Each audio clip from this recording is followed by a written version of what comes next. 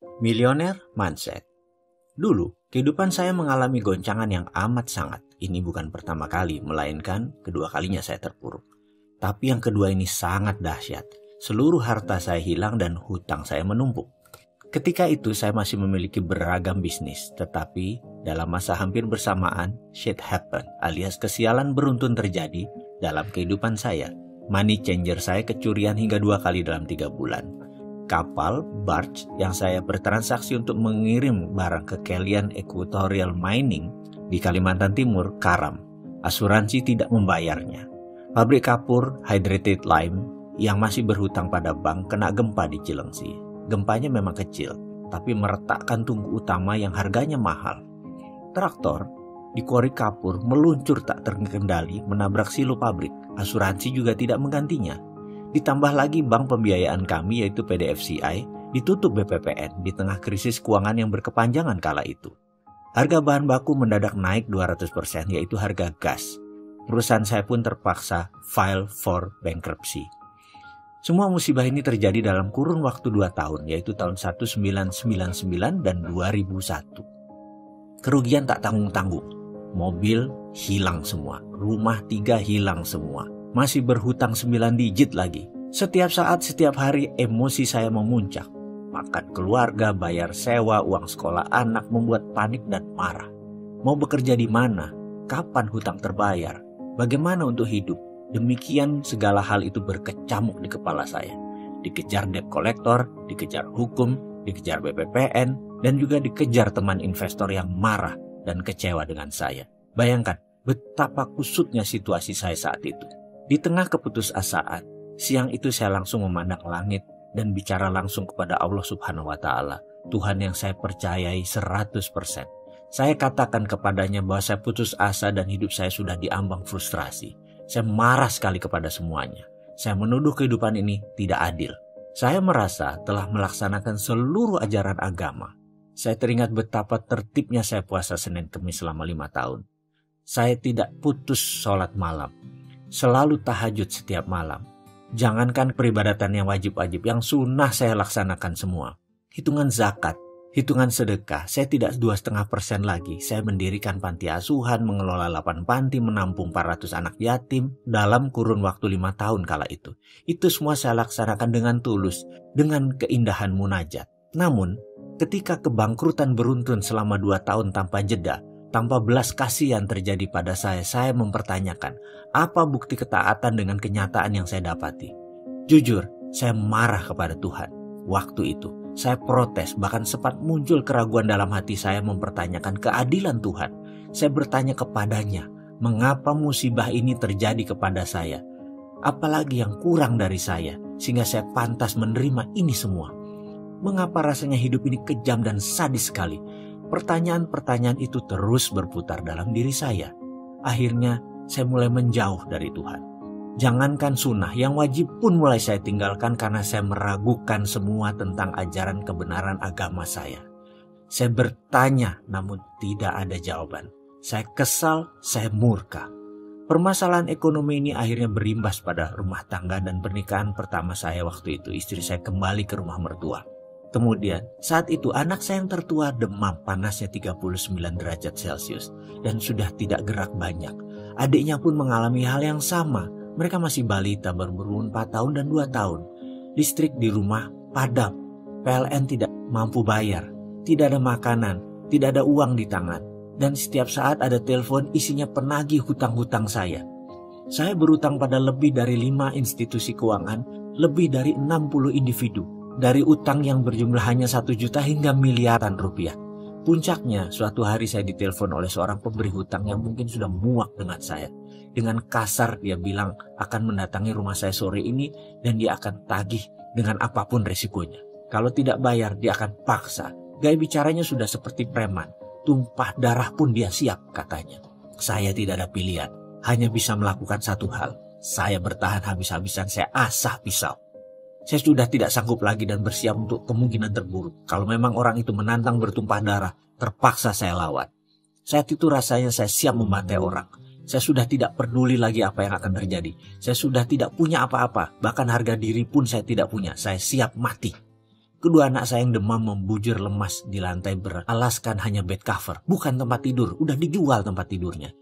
Yang satu minum dari botol air tajin, air beras. Yang satu hanya diam dengan botol air mineral yang tidak diminumnya. Saya hanya menatap kosong. Ke dokter tidak bisa, tidak ada jalan lain saya menuju ke dokter.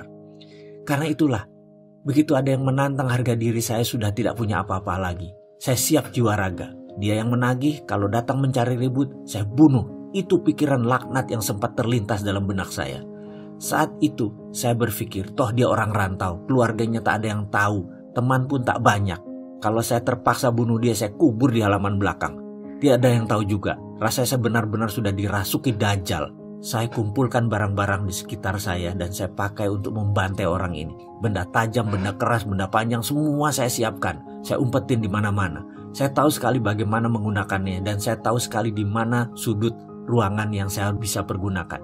Intinya saya panik aja segila-gilanya manusia. Tiba-tiba kering. Telepon rumah yang diblokir hanya bisa menerima panggilan berdering. Sementara saya hanya bisa melamun dengan kegamangan. Hingga dering kesekian saya baru tersadar. Mungkin ini si penagih utang itu lagi, pikir saya. Dengan gusar saya pun angkat telepon. Halo, demikian saya berkata dengan kasar. Di seberang sana ada suara lembut menjawab. Assalamualaikum mas. Saya mengenali sekali suara ini adalah suara Pak Ali, pimpinan Yayasan Husnul Khotimah yang kemudian dikenal dengan Rumah Yatim Indonesia, panti asuhan yang kami bangun bersama. Saya pun terhenyak dan menjawab dengan nada lemas. Waalaikumsalam Pak Ali. Kemudian dia melanjutkan, mas, saya telepon 3 kali kok nggak diangkat, lagi sibuk ya, kata Pak Ali dengan logat lamongannya yang khas. Maaf Pak Ali, saya sedang ada kesibukan, apa kabar? Sahut saya dengan mengatur nafas menahan emosi. Mas, dengar-dengar sedang ada masalah ya, istri pergi, anak sakit, rumah dan isinya sudah dijual semua, listrik putus, apa benar mas? Tanyanya dengan serius. Dengan berat hati saya menjawab, iya benar Pak Ali. Mbok, kalau ada masalah begini saya diceritakan mas, kata Pak Ali kemudian. Saya tertegun mendengar kalimatnya. Kemudian dia melanjutkan, mas, walaupun kita miskin, yayasan kita ada pegang uang dikit. Kalau mas butuh ini ada 3 juta, pakai aja dulu mas. Mas berhak kok. Sudah 5 tahun mas membangun yayasan ini. Kalau ada masalah seperti ini, mas punya hak untuk memakai dan meminjam. Saya ke rumah ya sekarang, terus bawa anak-anak ke dokter. Saya yang antar. Nyes. Rasanya saat itu bara di hati saya seakan tersirap satu ember es batu. Saya tertegun, terduduk, dan menangis terseduh. Saya tidak kuasa menahan getaran di dada. Rasa haru, rasa malu, ada rasa senang, kesal, semua jadi satu. Dengkul saya keduanya di lantai, tangan saya masih memegang kelewang, pedang pendek. Sesaat kemudian saya buang jauh, yang ada hanya diri saya tersungkur bersujud. Saya salah ya Allah, saya salah. Batin saya memohon tobat. Saya tersungkur di sajadah tua, yang tepat ada di samping saya. Tak lama kemudian selagi saya terduduk menatap langit di bawah pohon kelapa di teras belakang rumah, terdengar suara bariton mengucapkan salam. Assalamualaikum, sapanya. Saya pikir Pak Ali, rupanya bukan. Dia rupanya tadi orang yang menagih utang dan menantang saya punya menjawab, waalaikumsalam. Begini Pak, utang Bapak 10 juta, apa bisa saya ambil sekarang? Saya hanya berkata, anak saya sakit, saya perlu uang untuk biaya anak saya, sebentar lagi ada uang 3 juta datang, terserah mas, mau ambil berapa mas atur. Kalimat itu mengalir tanpa saya rancang, marah saya sudah hilang, saya pasrah saja. Oh begitu Pak, katanya dengan nada datar. Anak Bapak sakit dua-duanya, yang berbaring di dalam itu ya, katanya sambil menengokkan kepala ke arah ruang tengah. Iya, saya jawab singkat. Oh maaf kalau gitu, saya nggak tahu Pak kalau Bapak anaknya sakit, sebaiknya Bapak urus mereka. Uang saya gampang, saya pamit dulu deh. Besok kabari saya Pak, urusan utang gampang, yang penting keluarga dulu. Begitu katanya tanpa basa-basi dan tanpa diduga-duga. Dia pun pamit pergi dan saya masih di posisi kebingungan. Lunglai di ujung bangku di bawah pohon. Tubuh saya berkeringat. Saya memaksa diri untuk bangun dan mengikuti dirinya dari belakang sambil memanggilnya. Mas, saya pasti bayar utang saya hanya butuh waktu. Maafkan saya ya mas kalau saya kasar dan panik, itu kata saya. Ketika dia berbalik badan, saya julurkan tangan saya yang kemudian dia sambut dengan jabatan erat dan senyum di bibirnya. Dia berkata, iya pak, saya juga minta maaf. Saya salah mas, kata saya. Saya berutang tapi tidak berkemampuan. Saya janji mas, saya bayar. Tak lama setelah dia pergi datang Pak Ali dengan kijang tuanya. Tanpa basa-basi langsung saya peluk dia. Pak Ali, sukron, terima kasih, itu kata saya. Ayo ke dokter mas, aku bawa fatur, mas gendong Aska, ajaknya singkat. Setelah 2 tahun dihajar musibah yang merusak keyakinan saya, akhirnya saat itu saya menyadari satu hal. Semua masalah yang saya alami berasal dari diri saya. Hal lain di luar diri saya hanyalah pelengkap. Saya langsung berdoa, maafkan saya ya Allah, ampuni saya. Engkau begitu mulia dan saya selama ini salah memandangmu. Saya sadar bahwa saya sendirilah yang harus bertanggung jawab dan menyelesaikan semua ini. Saya layak incar sepenuhnya. Maafkan saya yang telah melakukan membutuhkan kekuasaan-Mu ya Allah. Saya memilih berdamai dengan Allah. Saya memilih memulai sesuatu dengan kesadaran penuh untuk mengubah nasib saya, menulis ulang sejarah hidup saya. Saya mendapatkan semacam pemahaman baru bahwa cara berpikir selama ini tidak bekerja dengan benar. Buktinya saya rugi, buktinya saya bangkrut, buktinya semua orang menjauh. Akhirnya saya harus merubah cara pikir saya. Itu ada dalam benak saya. Saya harus berubah. Saya harus kemana dan bagaimana saya mengubahnya? Itu pertanyaannya. Berkali-kali saya bertanya dalam diri saya. Tak lama setelah menjual rumah, saya pindah ke rumah kontrakan yang sempit. Suatu sore, tetangga rumah kontrakan saya pulang kantor. Kaca mobilnya terbuka separuh. Dia rupanya ingin membuang sesuatu, mungkin sampah. Agaknya dia tidak melihat saya berdiri di sisi jalan tersebut. Mungkin karena maghrib pencahayaannya mulai samar. Mungkin juga dia tidak fokus karena mengumpulkan barang yang akan dibuang. Bruk, tiba-tiba segumpal kertas jatuh tepat di kaki saya. Entah mengapa saya tergerak memungutnya dengan tulisan yang berwarna merah mengkilat. Setelah saya membuka lipatannya, saya membaca kertas tersebut, ternyata brosur Millionaire Mindset Training di Australia. Saya merasa aneh dan terkejut. Inikah jawaban doa yang saya panjat? Saya berdiri termenung. Rupanya tetangga saya tadi baru sadar bahwa sampah yang dibuang tadi jatuh di depan saya. Dia pun menghampiri saya. Mas, maaf sekali. Saya nggak lihat, katanya kikuk. Loh, nggak apa-apa. Aku kan hanya ngelamun. Nggak ngeh, aku baru ngeh pas ngeliat brosur itu, kata saya basa-basi sambil menunjukkan lembaran tersebut. Iya, tadi saya dari kantor, tapi sepertinya nggak mungkin saya ke sana. Bukannya nggak butuh jadi orang kaya, tapi harganya itu loh. Seminggu di sana 30 juta. Mending buat modal, katanya mengurai. Saya hanya mengangguk-mengangguk sambil tersenyum. Saya pamit Pak Sarif, kata saya. Iya Pak, maaf ya, tadi benar-benar nggak sengaja, katanya. Sungguh-sungguh. Nggak apa-apa bos, santai aja, jawab saya kemudian. Setelah itu, saya langsung sibuk berpikir, di mana saya cari uang 30 juta? Belum lagi uang untuk sanggup keluarga di rumah sementara saya pergi. Yang jelas saya sudah tekad untuk berubah. Saya bertekad untuk berubah dan melihat ini sebagai solusinya. Saya percaya itu. Singkat cerita, harta terakhir saya yaitu motor Tiger, mesin jahit, dan beberapa barang keluarga saya jual. Saya nekat terbang ke negeri Kangguru. Saya menginginkan ilmu tersebut. Saya pun berangkat untuk mengikuti Millionaire Mindset Training di sana dengan harapan bisa menerapkan untuk memperbaiki kondisi hidup saya. Kira-kira sebulan setelah kembali dari pelatihan selama 7 hari tersebut, ternyata tidak ada perubahan apa-apa dalam perjalanan kehidupan saya. Saya masih menganggap bahwa apa yang saya pelajari itu aneh dan gak kena di logika. Mek ngono tok, apa iyo? Itu saya berkali-kali bilang, masa begitu sih? Emang gitu? Itu saya selalu membatin. Memang benar, saya meragukan dan saya menganalisa, mencoba mengurai maksud dari pelatihan tersebut. Tapi saya lelah, keadaan saya begitu-begitu saja. Saya belum bisa dapat uang lagi, saya belum bisa melunasi tunggakan hutang. Saya belum bisa merubah nasib saya. Apakah saya harus belajar lagi? Saya mencoba mengingat mundur pengalaman hidup saya. Semua itu terjadi di usia 28 tahun. Benar, saya merasa seakan berjalan di jalan bebas hambatan. Semua mudah, semua gampang. Pada saat itu saya bahkan menggampangi proses. Namun saat ini justru proseslah merupakan hal yang paling saya hormati. Barulah sejak di usia 28 tahunan kehidupan saya mengalami pasang surut yang luar biasa. Baik dari masalah pribadi, masalah spiritual, ketuhanan, masalah rumah tangga, masalah parenting, masalah keuangan. Dikala saya berpikir laut itu berair tenang, saya memilih mengangkat jangkar dan mengembangkan layar ke sebuah tujuan yang pasti, yaitu ingin sukses. Dengan tujuan yang hanya satu arah, yaitu ke depan. Sebuah kesombongan yang saya bayar sangat mahal, sangat melelahkan. Penuh duka, air mata, dan keringat. Ternyata laut di depan tidak semanis gelombang di pantai. Di dalam perjalanan ombak besar, angin kencang, bahan bakar kurang, sumber daya terbatas. Satu hal yang saya lupa, saya tidak bawa kompas penunjuk arah. Dalam artian, saya mengarungi samudra tanpa ilmu, tanpa petunjuk, tanpa pembimbing.